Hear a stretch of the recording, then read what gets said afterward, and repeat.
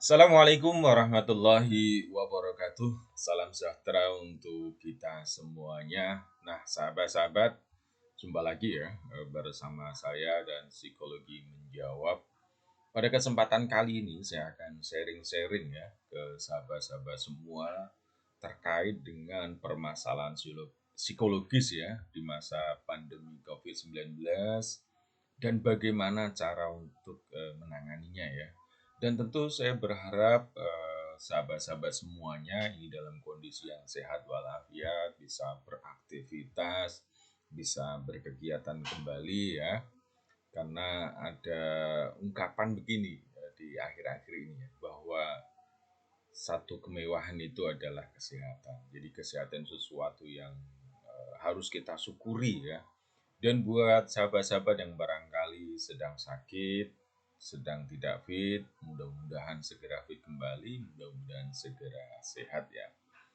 Nah, sahabat-sahabat semuanya, COVID-19 kita tahu sampai video ini saya buat itu belum berakhir ya, dan mudah-mudahan kita berdoa ya segera berakhir, para ahli menemukan obatnya untuk mengatasi virus COVID-19 dan juga menemukan ya entah itu apa namanya ya apapun itu yang sekiranya bisa mendukung kesehatan. Oke, sahabat-sahabat semuanya, kita tahu bahwa pandemi COVID-19 itu dampaknya luar biasa. Ya, bagaimana kemudian di perusahaan-perusahaan banyak yang mereka harus bertahan ya menghadapi COVID-19. Bahkan ada juga perusahaan-perusahaan yang boleh dibilang tutup usahanya. Nah, ini terutama juga usaha-usaha kecil banyak juga yang tutup ya. Ada juga yang kemudian melakukan efisiensi, artinya pengurangan karyawan yang tentu ini dampaknya panjang juga gitu. Ketika kemudian ternyata katakanlah orang tidak bekerja padahal kebutuhannya semakin meningkat ditambah lagi dengan kondisi pandemi ini juga luar biasa ya. Dan yang jelas adalah COVID-19 itu pengaruhnya ke kesehatan ya, terutama adalah kesehatan fisik yang kita tahu sendiri angkanya setiap hari seperti apa orang yang terkena. Tapi bagaimanapun itu harapan saya, harapan kami ya, dengan adanya video ini nanti ini bisa memberikan pencerahan, setidaknya bisa memberikan sumbangsih lah untuk penanganan COVID-19, setidaknya dari sisi psikologis ya. Dan kita juga tahu bagaimana jumlah pengangguran yang semakin meningkat, sehingga sahabat-sahabat semuanya ini saya sempat survei ya di tahun 2020 ketika pandemi di awal-awal itu ya. Saya coba untuk set lowongan pekerjaan dan jauh drastis turun ya angka ataupun jumlah dari lowongan kerja. Jadi kalau kita biasanya googling itu kan kita akan temukan ya ada iklan-iklan di situs-situs yang seperti itu dan itu menurun drastis.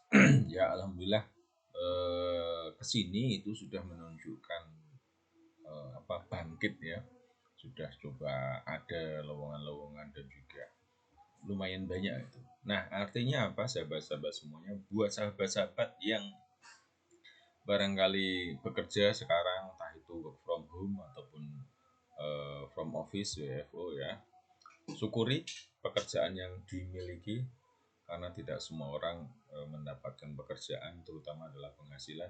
Buat sahabat-sahabat yang barangkali belum mendapatkan pekerjaan ya, tetap semangat, yakinlah bahwa Tuhan itu memberikan rezeki bagi umatnya, bagi makhluknya, yang kita akan mendapatkannya kalau kita berusaha. Ya. Nah, ini dampak dari COVID-19, permasalahan kesehatan, baik fisik, mental, dan juga terhambatnya pertumbuhan ekonomi.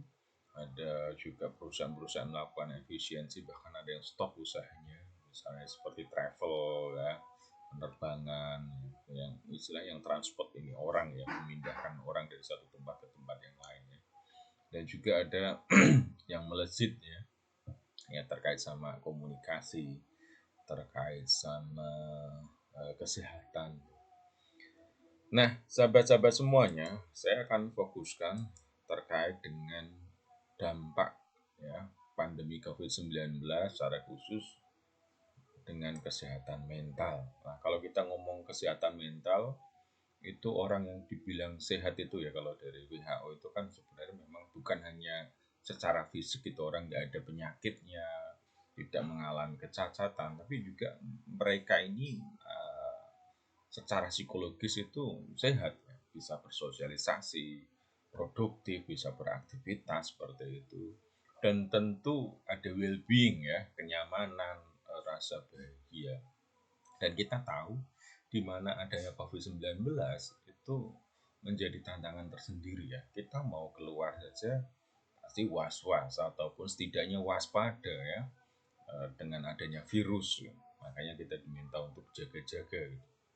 Dan juga kita mau katakanlah bekerja itu juga nggak tenang. Nah, sampai kemudian ada juga yang ke bawah ya, artinya itu menjadi tekanan psikologis sampai kemudian menjadi stres, susah tidur, terus kemudian gak enak makan. Lebih-lebih saudara-saudara kita yang terkena COVID-19. Jelas ya namanya orang kena shock ya.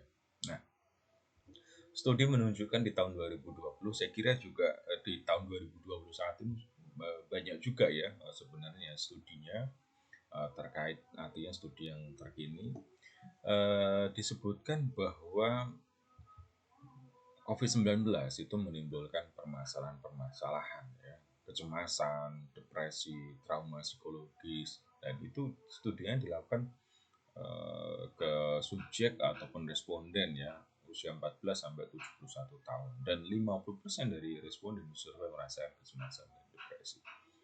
Ini perlu untuk menjadi perhatian bagi kita semuanya. Jadi ada kemudian gejala-gejala psikologis yang kalau tidak ditangani itu akan menjadi gangguan.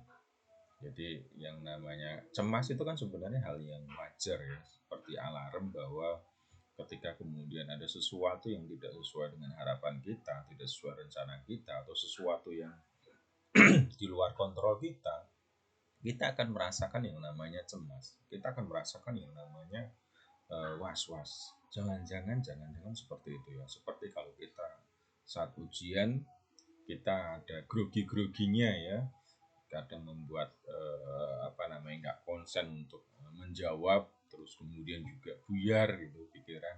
Itu sebenarnya hal yang wajar. Tetapi kemudian kalau kecemasan ini berlangsung dalam waktu yang lama, disitulah persoalannya. Kalau kemudian juga kecemasan itu mengganggu aktivitas keseharian, misalnya cemas sampai sulit untuk tidur dan dalam waktu yang lama, atau kemudian cemas sampai kemudian takut untuk kemana-mana, nggak kemana-mana akhirnya di rumah aja. Terus kemudian juga persoalan lain misalnya yang terjadi karena nggak kemana-mana, nggak ada produktivitas, sehingga juga hubungan sosialnya terganggu, produktivitas terganggu. Nah, disinilah yang kemudian ini menjadi potensi terjadi yang namanya gangguan psikologis.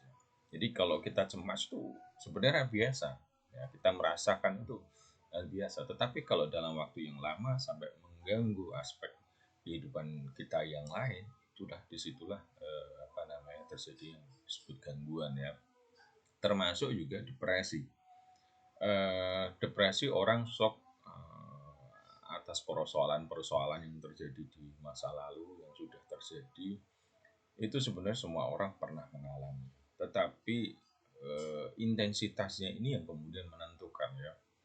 Kita misalnya pernah mungkin punya ekspektasi tinggi lalu kemudian ternyata ekspektasi itu tidak tercapai, nah disitulah kita merasakan depresi. Tapi mungkin waktunya hanya sebentar ya, mungkin sehari dua hari. Tetapi dengan adanya pandemi COVID-19 yang nggak ada orang yang tahu nih obatnya apa, nggak ada orang yang tahu ini selesainya kapan. Nah, atau kemudian ditambah lagi dengan berita-berita yang kadang juga tidak membuat kita optimis. Nah, disitulah yang kemudian membuat potensi cemas, depresi yang dirasakan itu intensitasnya semakin tinggi dan waktunya semakin lama. Nah, apalagi kemudian juga ada mungkin sahabat-sahabat kita atau orang yang kita kenal ya, mereka kehilangan dan beruntun seperti itu. Nah, itu juga menimbulkan ada potensi trauma. Maka disinilah penting untuk kita semuanya. Kita perlu untuk saling mendukung ya. Dan studi lain, stres menghadapi pandemi dalam jangka panjang dapat memicu gangguan stres pasca trauma. Nah, di sini juga sampai kemudian kalau berlarut-larut ini ya, ini bisa menimbulkan yang namanya stres pasca trauma. Nah, sahabat-sahabat, saya ingin sampaikan terkait dengan kenapa sih kemudian kita harus menangani ya dampak psikologi ya dari COVID-19. Jadi dampaknya itu kan sebenarnya banyak ya COVID sendiri. Nah, salah satunya adalah secara psikologis ya. Ya karena saya backgroundnya psikologi, basicnya psikologi, sehingga saya soroti dari sisi psikologi. Harapannya tadi, ketika ada potensi untuk intensitasnya naik dan kemudian waktunya semakin panjang, itu akan menjadi gangguan ya.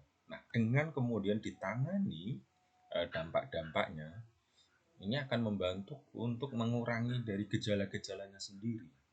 Walaupun memang kita katakanlah belum bisa untuk menyelesaikan persoalan utamanya, karena persoalan utamanya kan adanya COVID itu sendiri kan persoalan utama ya. Artinya apa? Masih akan ada potensi orang cemas, orang depresi ketika memang COVID-nya itu sendiri masih ada. Dan kemudian berikutnya adalah mencegah dampak psikologi yang ditimbulkan tidak sampai menjadi gangguan. Nah, misalnya contohnya ketika cemasnya terlalu tinggi seperti dalam waktu yang lama, bisa-bisa kan ini mengganggu misalnya salah satunya tidur, sehingga sulit tidur, bermimpi buruk gitu.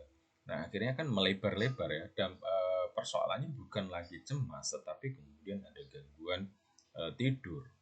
Ya, atau kemudian ada persoalan yang lain jadi berkembang jadi paranoid seperti itu misalnya. Nah, ini harapannya penanganan ini perlu untuk dilakukan untuk mencegah ya agar kemudian tidak terjadi persoalan yang lebih berat lagi. Nah, selain itu juga tentu kita berharap dengan penanganan yang ada, dukungan psikologis itu bisa memberikan kesejahteraan ya, bisa memberikan ruang bahagia di dalam diri kita, di dalam diri orang yang kita bantu, sehingga itu akan mensupport ya. Kita tahu bahwa yang namanya kebahagiaan itu akan menyumbangkan atau meningkatkan hormon-hormon yang itu penting untuk imunitas tubuh. Nah, disinilah sebenarnya tujuannya. Nah, sahabat-sahabat, kita tahu yang namanya hubungan pikiran dan kesehatan ya. Nah, ini juga menarik bagi kita semuanya. Dukungan psikologis itu penting ya, bukan hanya katakanlah kalau orang kena COVID itu bukan soal diberikan vitamin, terus kemudian juga obat, itu memang penting. Secara medis itu penting, sangat-sangat penting. Dan ada hal lain yang ternyata ini sangat berpengaruh, apa itu? Pikiran. Ya. Jadi pikiran menentukan kualitas kesehatan.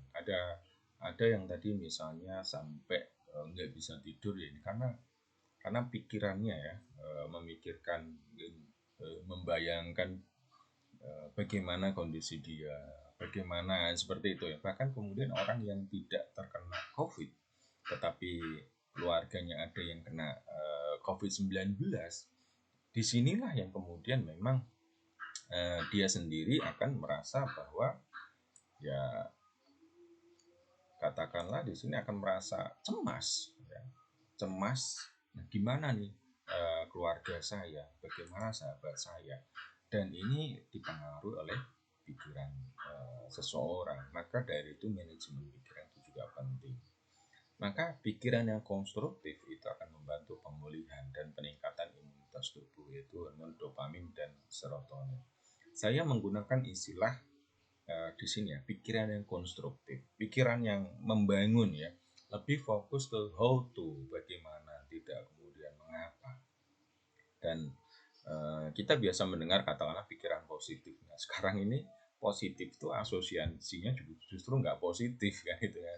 Kalau kita bilang wah positif nih ya kan, asosiasinya adalah orang di situ dia terkena COVID. Maka saya menggunakan di sini ya pikiran konstruktif. Nah, ada juga yang disebut dengan pengaruh pikiran ini gangguan psikosomatis. Jadi gejalanya itu dirasakan secara fisik tapi penyebabnya adalah psikologis. Nah, mungkin juga ada ya. Entah kita belum melakukan penelitian ya, tapi saya punya keyakinan orang-orang yang katakanlah karena faktor pikiran ini cemas dan seterusnya, mereka bisa-bisa merasakan gejala seperti orang terkena COVID, padahal tidak ya, padahal tidak. Penyebabnya itu karena psikologis. Nah, sangat mungkin. Nah, ini yang disebut dengan psikosomatis. Oh ya, sahabat-sahabat semua sambil menyimak video saya boleh subscribe ya channel Psikologi Menjawab, like, comment, and share ya. Nah, lalu teknik apa yang kita bisa gunakan? Saya memberikan sejumlah teknik, beberapa teknik yang bisa digunakan. Walaupun mungkin penjelasan saya tidak panjang di sini ya, tapi setidaknya bisa memberikan bekal ya bagi siapa saja yang terkena COVID atau rekan-rekan yang memberikan support ya bagi saudara atau siapapun yang terkena COVID-19 atau setidaknya juga untuk membantu diri sendiri lah. Yang pertama adalah teknik afirmasi positif. Nah, afirmasi biasanya disebut dengan autosugesti. Nah, autosugesti itu apa? Kalimat-kalimat ya, ungkapan-ungkapan yang itu menimbulkan asosiasi yang konstruktif di pikiran kita. Di situ yang disebut teknik afirmasi ya. Bagaimana kemudian kita misalnya setiap hari sebenarnya kita berpikir, kita berbicara dengan diri kita sendiri. Nah, cermatilah apa yang kita bicarakan dengan diri kita sendiri. Nah, ambillah hal-hal yang memang konstruktif.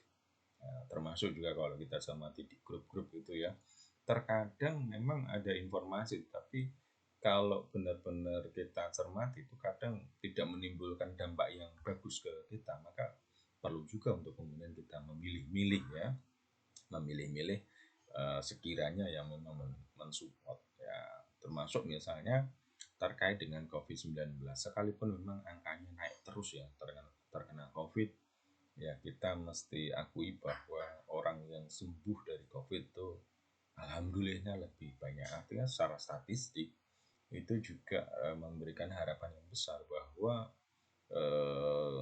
semua orang punya potensi untuk sembuh ya. Nah, yang memang yang berat itu ketika memang ada komorbid, ada gangguan-gangguan lain yang kemudian menjadikan berat yang dialami. Nah, karena memang studinya menunjukkan yang gangguannya ringan sampai sedang itu bahkan bisa pulih sekalipun mereka tidak mendapatkan perawatan di rumah sakit. Nah, mereka yang kemudian ada gangguan-gangguan yang lain, kesehatan yang lain, itu yang memang berpotensi. Tapi apapun itu, kita berdoa ya, mudah-mudahan siapapun yang sedang sakit itu bisa sehat, bisa beraktivitas kembali seperti biasa. Maka dari itu mulailah berkata-kata yang baik ya. Nah, ini afirmasi ini, maka kita mulailah berkata-kata yang baik, termasuk di dalam doa ya, termasuk kita mau kemana, misalnya mau keluar gitu ya, kita harus doakan yang baik. Itu bagian dari afirmasi ya. Nah, berikutnya lagi teknik yang kita bisa pakai adalah relaksasi. Nah, ini terutama untuk sahabat-sahabat yang memang merasakan gejala-gejala yang memang itu mengganggu ya. Misalnya saja sulit untuk tidur, atau kemudian kepikiran sampai mungkin kepalanya pusing seperti itu ya. Ya, kepala yang pusing karena mikir, karena cemas. Maka relaksasi ini bisa digunakan. Jadi prinsipnya seperti apa? Prinsipnya adalah relaksasi ini bagaimana mengkondisikan pikiran, perasaan, dan tubuh dalam kondisi yang tenang serta nyaman. Karena apa? Karena sebenarnya kalau kita misalnya tidur gitu ya, tidur itu nanti gelombang di otak kita itu akan berubah di setting di mana eh, tubuh akan melakukan pemulihan. Nah, jadi gelombang di otak itu ya ada gelombang-gelombang yang memang itu mendukung pemulihan. Maka orang-orang yang katakanlah sulit untuk tidur, di situ mestinya ada pemulihan ya secara fisik, ada regenerasi sel itu tidak terjadi. Nah, sehingga di sini juga akhirnya katakanlah imunitas dia ya, sel-sel dia itu tidak terjadi regenerasi, sehingga ini juga mengganggu kesehatan. Maka relaksasi ini bisa menjadi hal yang penting untuk dilakukan dan bisa membantu ya. Bisa diawali sebenarnya di setiap kondisi, misalnya kalau kita membutuh bantuan kita bisa menggunakan katakanlah ya misalnya musik yang suara alam misalnya ya. Kita tuh kalau di alam itu kan kita tuh merasa santai, misalnya saja di pinggir sungai dengan suara air mengalir. Nah, itu kita bisa, saya kira juga banyak ya kita cari di Google itu, di Googling atau di YouTube, saya kira banyak juga itu. Atau kemudian kita juga kalau orang Jawa itu misalnya pakai gamelan ya, pakai gamelan. Nah, kalau saya sendiri itu mendengar gamelan itu seringnya ngantuk. Ya, bukan apa-apa, saya kira memang ada hubungan ya, ada efek di mana gamelan itu punya gelombang tertentu yang sendiri-sendiri itu membuat saya ngantuk, dan itu bagi saya bagus, bagi saya ya. Artinya apa, juga studi menunjukkan gamelan itu punya fungsi untuk relax ya, untuk membantu relax. Atau juga mungkin kalau sudah terbiasa ya tinggal duduk gitu kan ya, santai, terus kemudian tarik nafas, pejamkan mata, terus kemudian hadirkan tubuh yang rileks, terus kemudian pikiran, perasaan seperti itu ya. Atau kemudian kita combine dengan agama juga saya kira penting banget. Misalnya kalau kita sebelum tidur ya, di Islam itu kan kita diminta untuk wudhu, lalu kemudian kita diminta untuk memaafkan ya, melupakan, mengikhlaskan hal-hal yang terjadi selama seharian. Itu bagian dari kita rilis emosi, rilis tekanan-tekanan. Terus nah, itu sahabat-sahabat cara yang kita bisa digunakan ya. Memang untuk penjelasan panjang mungkin kesempatan yang lain ya, kita bisa latih untuk kita bisa katakanlah mempraktekkan. Tapi setidaknya prinsipnya itu ya. Berikutnya lagi adalah teknik visualisasi. Nah, visualisasi ini salah satu teknik yang bermanfaat, bisa dikombin ya. Kita ini mulai dari, kita itu kan sebenarnya ada tipe-tipe visual ya. Kita itu merecord data-data yang bentuknya visual, video seperti itu kan ya. Di dalam pikiran kita kan juga ada memori fotografik. Nah, itu juga memori visual kan. Maka bagaimana kemudian kita mengarahkan bayangan di pikiran kita itu ke hal-hal yang memang mendukung. Jadi bisa dikombin tadi dengan misalnya relaksasi, afirmasi ditambah visualisasi. Membayangkan diri hadir di tempat yang memang sejuk, yang memang di situ banyak penyembuhannya, seperti itulah kira-kira ya. Itu sahabat-sahabat, dan itu saya kira jadi hal yang menarik dan bisa dilakukan. Saya sendiri dulu melakukan penelitian ini ya untuk membantu mereka yang terkena kanker ya, terkena kanker. Nah, salah satu persoalannya misalnya adalah cemas, depresi tentunya, depresi. Nah, dan visualisasi ini memiliki dampak yang bagus ya untuk kemudian menurunkan depresi ataupun kecemasan. Nah, ini saya kira juga bisa dimanfaatkan ya. Nah, berikutnya lagi yang tidak kalah penting itu adalah social support, dukungan sosial.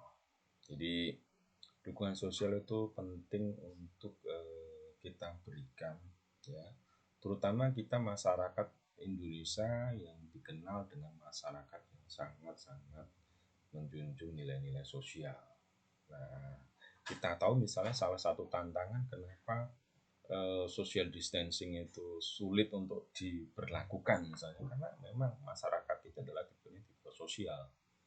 Nah, kalau kita ke kampung, kita tahu yang namanya orang punya hajatan seperti itu ya, dan orang punya gawe, dan bagi mereka itu tempat untuk bertemu, untuk sharing, ngobrol, melepaskan stres gitu kan, persoalan-persoalan hidup. Nah, makanya jadi tantangan juga ketika mereka dibatasi, lalu kemudian mereka kehilangan kesempatan untuk rilis emosi untuk ketemu. Nah, di sini kita bisa membentuk misalnya kelompok-kelompok untuk saling support gitu ya, sharing gitu kan. Siapa yang mungkin sudah pernah bisa sharing ke rekan ataupun siapapun yang belum yang sedang mengalami, kira-kira apa nih caranya seperti apa. Itu akan memberikan, akan menenangkan ya orang, sehingga mereka tidak merasa nih kenapa seperti itu ya. Oh, ternyata stepnya seperti ini, seperti ini, seperti ini. Apa yang harus dilakukan misalnya ketika saat isoman. Nah, itu bisa bisa dilakukan ya. Atau kemudian juga kalau itu usianya sama ya bisa misalnya peer group support ya. Peer group support kalau itu terutama sebenarnya remaja ya, atau misalnya bentuknya adalah konseling kelompok. Ini juga juga bisa untuk kemudian membantu ya. Jadi itu sejumlah metode ataupun cara yang bisa dilakukan untuk membantu penanganan dampak psikologis dari COVID-19 ya. Tentu ini yang saya sampaikan ini lebih ke secara individual ya. Nah, kalau kemudian secara sistem bagaimana, kemudian artinya secara individual itu ini pendekatan untuk menyentuh langsung ke orang yang kena gitu kan ya. Karena kita ngomonginnya hubungan antara katakanlah terapis sama klien misalnya, atau kemudian psikolog dengan orang yang memang konsul dan seperti itu. Pendekatannya kan antar individu ya, ini yang saya sarankan ini ya. Saya kira nanti mungkin akan beda lagi secara sistem, secara dan seterusnya. Tapi poin saya adalah hal-hal tadi bisa untuk dipraktekkan secara pribadi atau kemudian bisa difasilitasi bareng-bareng. Nah, misalnya kayak yuk kita relaksasi bareng nih secara virtual bisa ya. Mungkin nanti saya dan juga teman-teman saya coba untuk organize ya. Mudah-mudahan nanti ada kegiatan yang memang bisa nih untuk memberikan social support, untuk kemudian bisa melakukan relaksasi bareng, untuk melakukan afirmasi bareng-bareng seperti itu ya, untuk melakukan visualisasi bareng-bareng. Dan saya kira itu jadi hal yang bagus, saya kira jadi bermanfaat sehingga bisa membantu ya siapa saja yang memang butuh support, terutama karena dampak COVID-19 ya.